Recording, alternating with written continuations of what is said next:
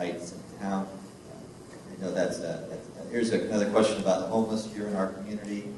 Another local issue that I know is a statewide issue. We've put over, I think, $10 billion in the last few years behind the issue of trying to deal with homelessness. It's a very complex issue, and none of us feel like even the efforts that we have made are enough.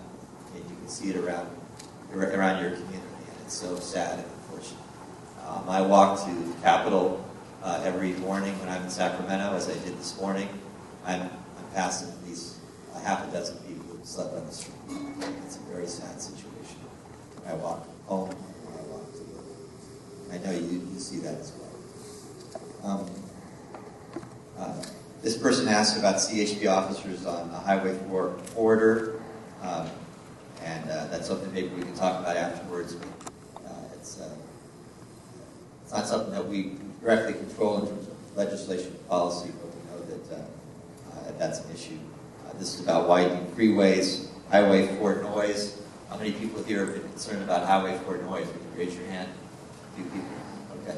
And we've heard about that. The sound walls are not high enough. It's a problem. And we had actually chatted about it before this town hall about what we could do together to try to engage with Caltrans and try to deal with that Highway 4 noise issue.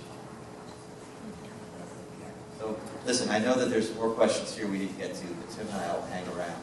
But let's do a quick wrap-up. I have one as well, but let me go to someone from Grayson first. Yes, a quick wrap-up. And the Senator and I are committed to meeting up with Caltrans to address especially the sound walls and an issue specific to some senior housing or community, shall I say, that's in the area. So with that, we have a question here that I thought I would like to wrap up with, and then I'll be around at the end. And that is the important topic of water and water storage. This is something that we need your voice on in Sacramento.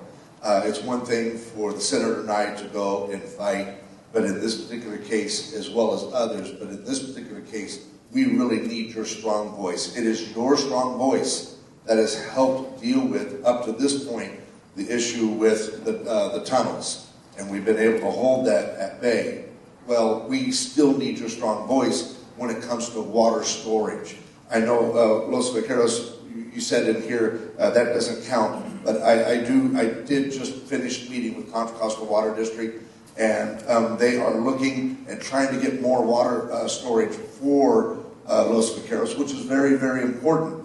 However, it's got to be done in partnership with other local jurisdictions, so that when they come and take water from there, they're a part of what it takes to get that expanded and to do it, and to fill it up. So with that, I do know that there are conversations about a bond.